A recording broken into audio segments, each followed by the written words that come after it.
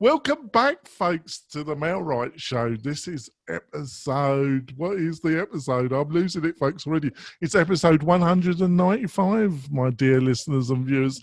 We've got another internal show. My co-host, my beloved co-host, Robert Newman, he seems to be touring all the hotspots of Europe. He's in a bee fair at the present moment. And then if you don't know what a bee fair is, it's part of a group of islands in the Mediterranean off the coast of Spain. I actually spent a bit of time there, actually. But what are we going to be discussing? We're going to continue our discussion from last week, which is about systems, because we only kind of scratched the surface, really. Robert, would you like to introduce yourself to the new listeners and viewers? Yeah, I would love to. So my name is Robert Newman. I am a professional marketer and salesperson for 35 years. I'm the founder of a company called Inbound Real Estate Marketing, or inboundrem.com. And I give advice to new and veteran agents alike, brokers and boots on the ground residential real estate agents, on how to make money and position yourself correctly in the new digital age. And the topic that we're going to talk about today, or continue to talk about, is various types of systems, because it's a very broad topic. We talked a little bit about tools and some other things the last time that we met.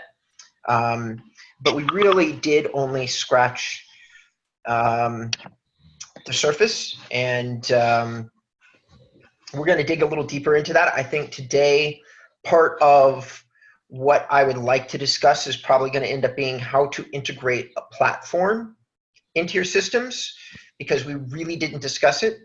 I'm probably going to use a couple screen shares because I have access to a popular platform called Bold Leads.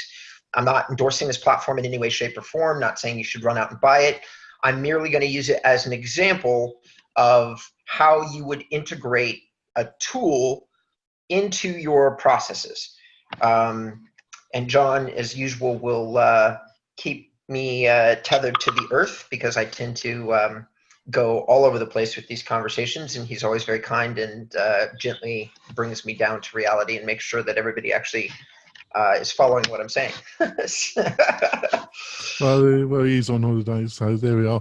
And I'm the founder of Mailwright.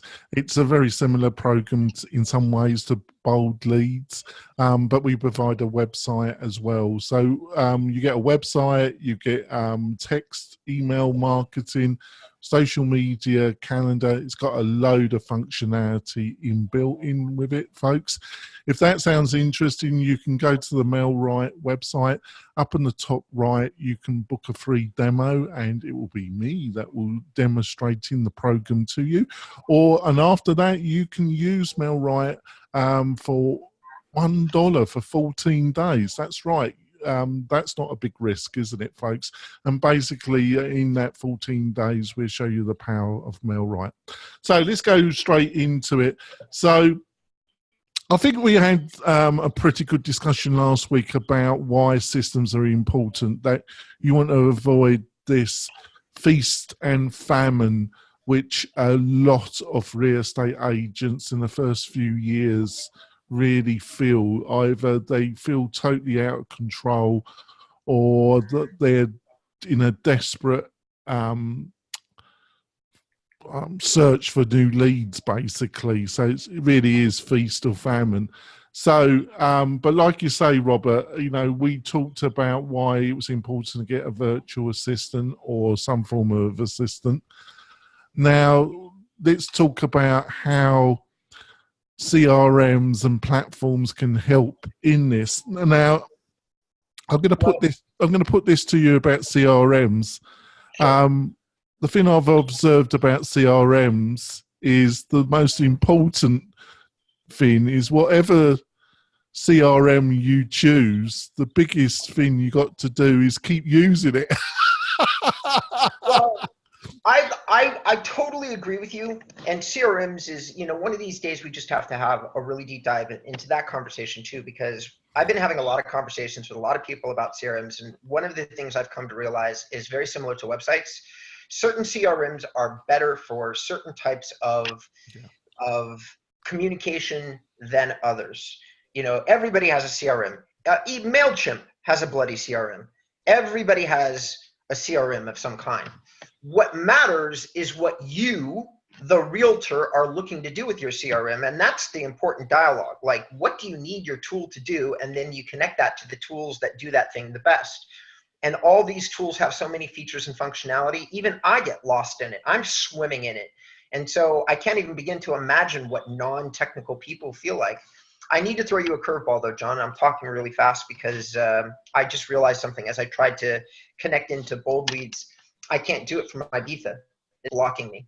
So well, we can. if I was them, I wouldn't allow you to log in from Ibiza. You enjoyed yourself too much. It's not good enough. I think there's some wisdom in that. I'm sure there's some wisdom in that. So we can do one of two things. We can just verbally run through this, or if you wanted to, you could screen share your tool, and we could use No, it. let's just go for a outline, because fundamentally, I think the biggest pothole a lot of agents fall into is that they also think a CRM is going to kind of solve all their problems.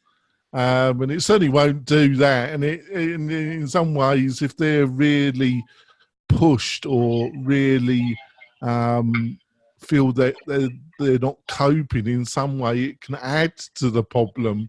So would you agree on that? And if you do, I totally agree with that because and guys, we're gonna tangent here, audience. We're gonna have dialogue about CRM and how they fit into systems. Okay, so we're gonna alter our course a bit. So thank you for your patience. First of all, for those listening, for those of you who are at home, go ahead and pick up a pen and pencil, because I'm about ready to lay some heavy data on you really fast. So everybody, all right, you're set, I hope. Okay, so here we go. I couldn't agree with you more. Different CRMs do different things really well. I'll give you an example. Zerple is one of the best email marketing CRMs that's out there. It's a behavioral-based CRM that consciously emails people while they're in the midst of a search process. So it touches base with them while they're doing certain types of searches on the CRM, and they act as if it is a live human, such as, I noticed that you just looked at 4231 Broad Street. Would you like a home evaluation on that? Martha. Signs your name even. Feels like you got a message from the realtor while you're looking at the property. Because it's behavioral based and it's messaging you directly while you're using the platform, it's a different type of CRM, but it operates on the back end the same way that other CRMs do. If the client messages you in an inbound way, it gets thrown into a screen, and now you manage the contact just like you would off other CRMs. Okay, so customer record management systems in theory are supposed to manage the communication between a customer and you. But that process has gotten so big. Like, there's lots of people that now have integrated, such as LionDesk, that have integrated transactional details into the customer record management system. Okay, what that means is that, did the client sign the paperwork? And then it connects it into the record. So if you're a person, a realtor, who doesn't have, like, let's say you're using the Buffini method, you're using it successfully to get all your contacts. So you're not really using heavily as other people who are using all these digital lead generation methods. So what you would do is you would probably go with LionDesk and a transactional based CRM, because that's going to be more useful to you. So in quick succession here, guys, here's what the CRMs that I follow are and what they do really well. Bold Leads does marketing funnels really well. That's also something that John's system does at MailRight. In addition, what does that mean? That means that once somebody has communicated with you, you put them into a series of emails and text messages and systematic things that nurture that lead automatically. It's called a funnel. And you create the funnel and press the on button. And now that client is getting communication for however long you've designed that funnel to run. Bold Leads does that really well. MailRight does that really well. You should check those things out. You have other systems that manage and connect with people via social. platforms as well. This is a new area of endeavor. Companies like KV Core and Conversion talk about that a lot. In my experience, those systems aren't actually really great at doing it, but they talk about it a lot. So I'm going to put KV Core and Conversion at the bottom of the CRM list. I'm just simply saying that you're going to hear, not the bottom, but they're not as efficient as they could be. Well, I wouldn't quite say it's efficiency. I think, how to put this, I don't want to be too outrageous. That's not part of my nature, really. I think with all these systems, the one thing it's some of these systems aren't lead generating. You know, they have no method. Well, KV it does because they use Google AdWords. You know, you've got to mix it up with.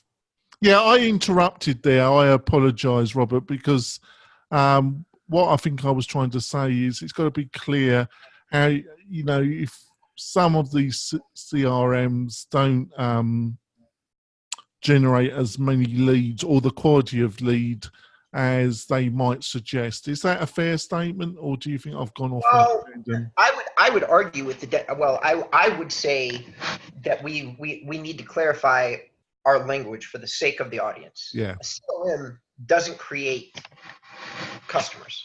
Yeah, and I think this whole area, how it's all been marketed by various people, has confused the waters a little bit, hasn't it?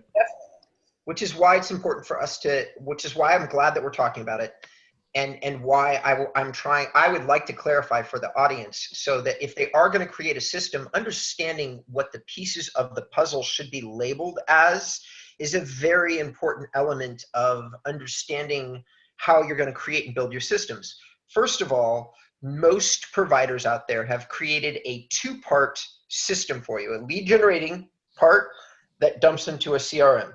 Just two separate things. I create leads and I give them to a CRM.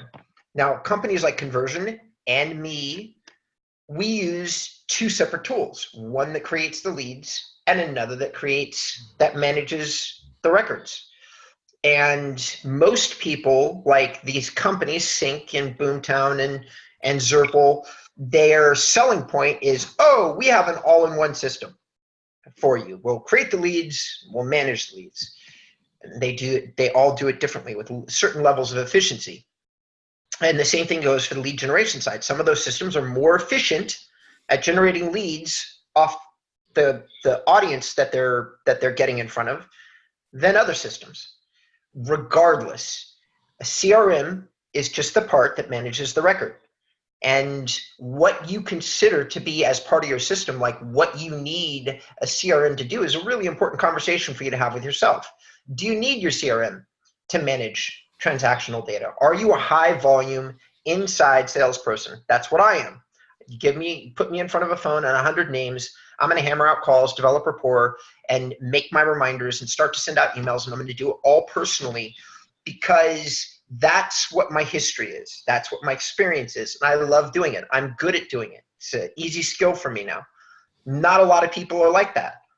But I would need a high volume CRM tool. What I use for my company is HubSpot, because it is a very complex CRM that allows me to create funnels on the fly, have all my templates, even have snippets of sales conversations that are literally called snippets. And I can just do hashtag snippet name and the block of conversation that I have, and I throw it in there. But it's a really complex tool that's really kind of aimed at expert marketers. And so it's not a tool that people who are just starting out with building a system should really be using, even though, funnily enough, everybody that's Keller Williams that is listening to this show right now, guess what? You're basically using HubSpot. Keller Williams just designed it and called it Command, but it's almost identical in every way, shape, and form. So congratulations. You have an incredible system, but it's going to be one of those things that you're going to have to go to a lot of classes for. So you have to figure out what pieces of the puzzle that you need as part of your system. Start I'm always a person that says we need to start with the basics. How are we going to get your prospects? That should be the first part of your system every single time, because without prospects, you can't close deals. And without deals, you can't make money.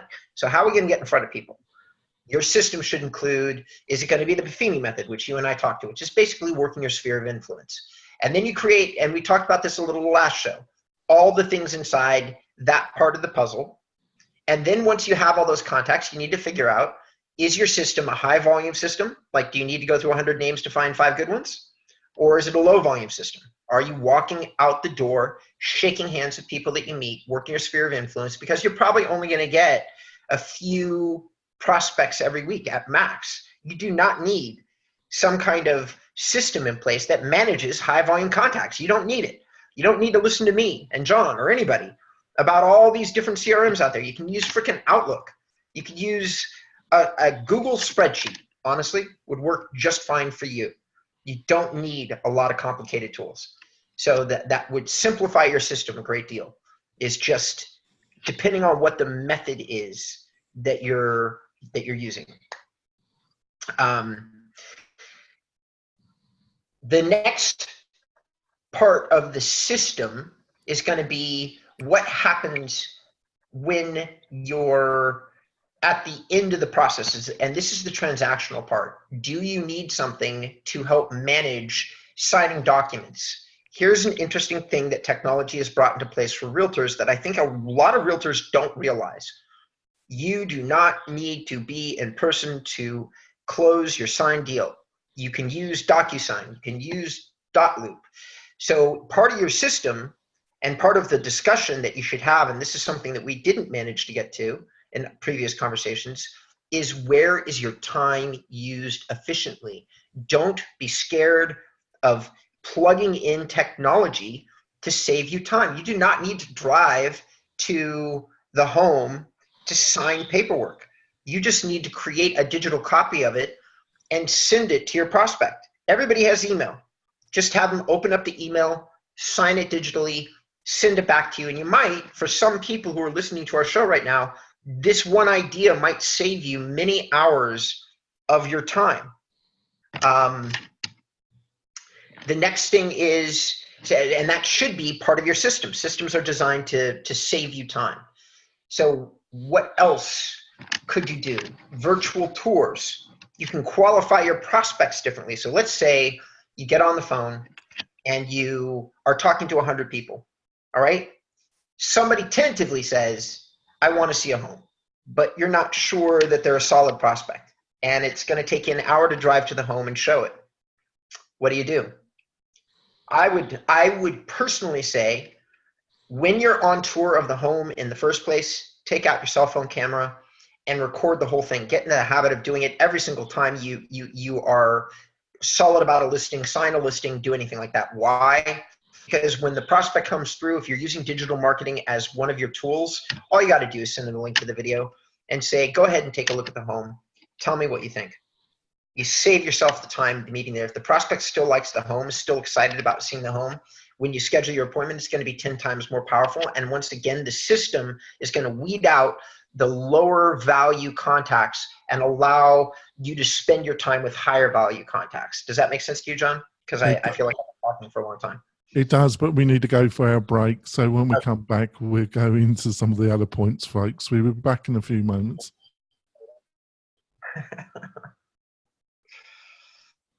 We're coming back. We're talking about processes, CRMs, how to use them, how not to use them. Robert's relaxed. He's on holiday in Ibiza. I wish I was there, but there we go. I'm slogging away, trying to build my business up, folks. So, Robert, on to the next point. Well, I think that, like, I'm just kind of, the reason that we wanted to do a second show, and honestly, I'm doing this all top of mind, audience, guys, John.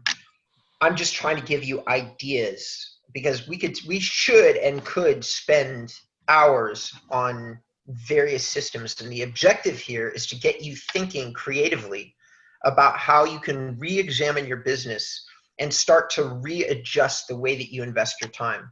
Every time you free up some of your time, my advice would be spend that extra time figuring out how to load the funnel with more prospects. Because until the time comes that you have more closings that you can handle in the amount of time that you want to do your real estate business, you're not where you need to be.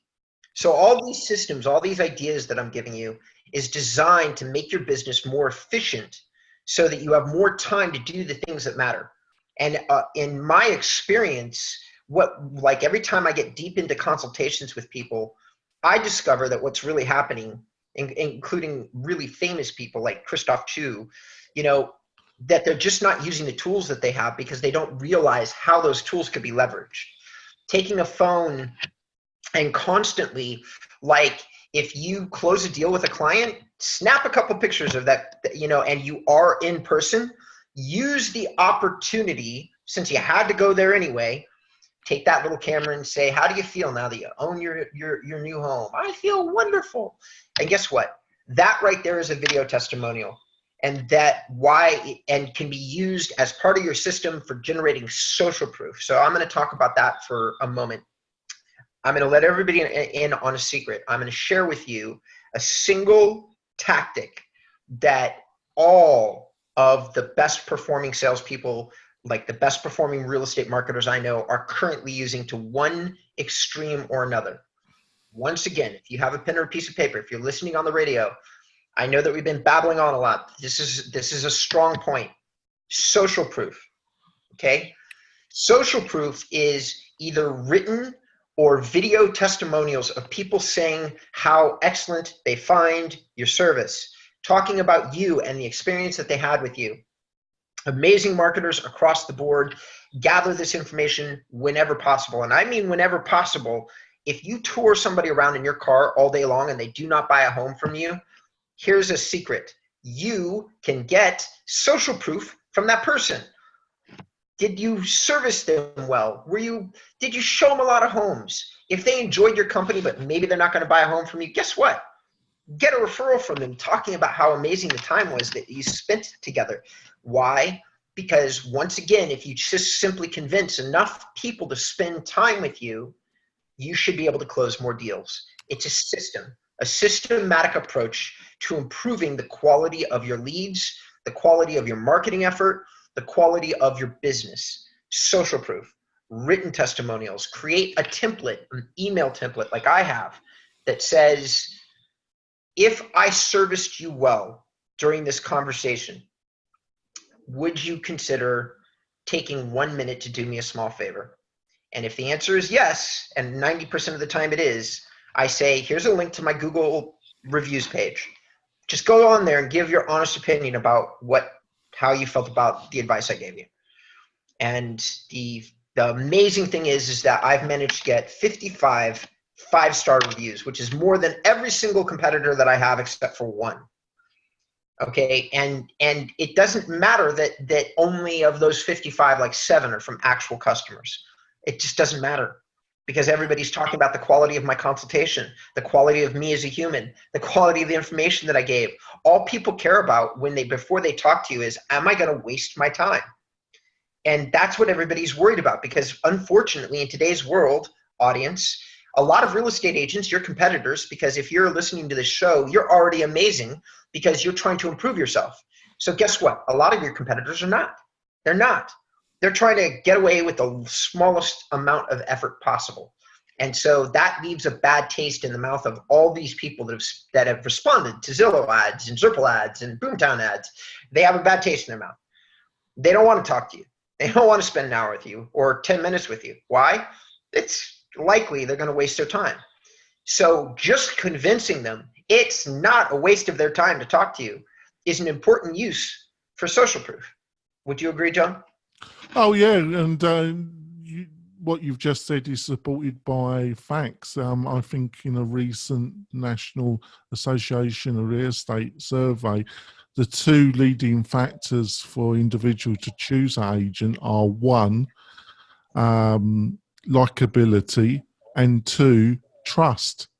So I think that was 70% of the respondents to a recent survey they did. They said the 2 leading things that made them choose their agent was likability and trust. And so many agents don't have that, do they, Robert? No. And maybe they've got the likability part down, but the trust part, I think, is lacking. And if you live in California, where I do, and even a low-end home is about $700,000 right now, these kind of conversations they're always important. Doesn't matter if you're spending $200,000 or $700,000.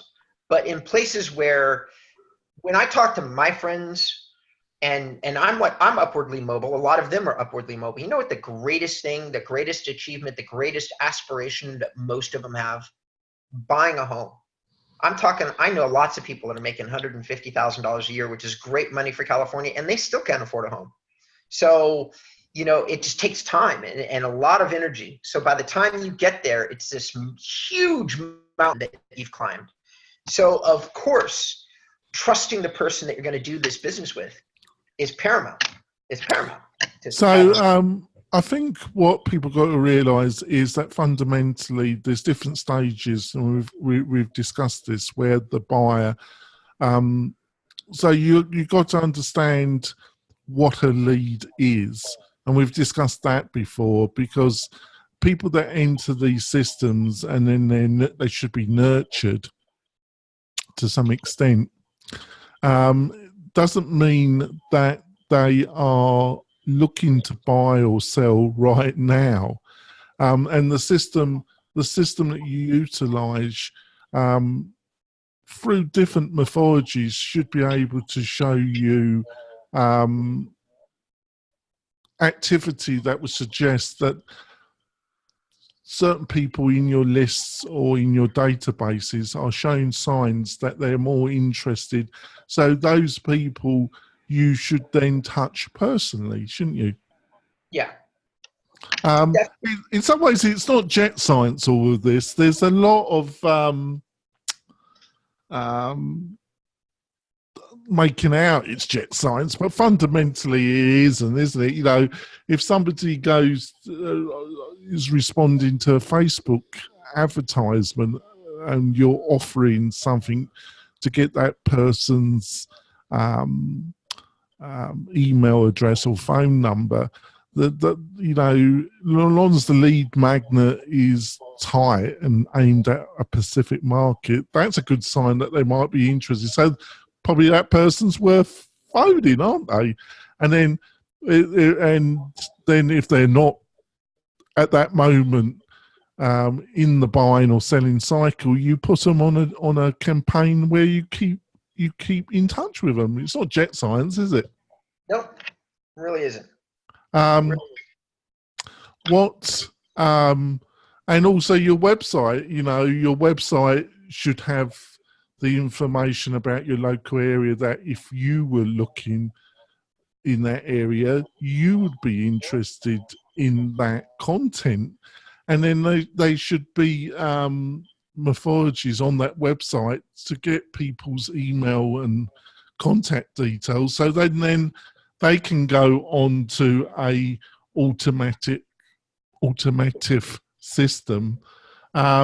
But then you need, and then you keep offering them information that has an additional step to get an additional lead magnet, additional bit of information, which is then a sign that then they might be in a position that it's suitable for you to personally contact them.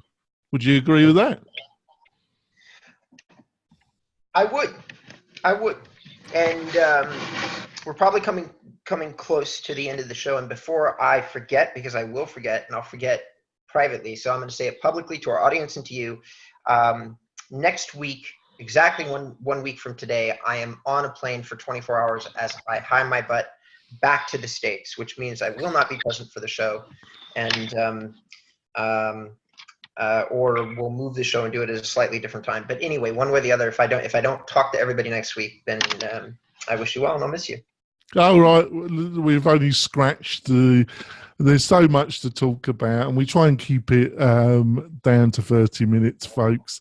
But like I say, when Robert's back or myself, if any of this is interesting, you can contact either of us. and we're both very approachable. So if you're looking for some advice, just give us a call. Yes. We'll be back next week with either a guest or internal discussion, and we'll see you soon, folks. Bye.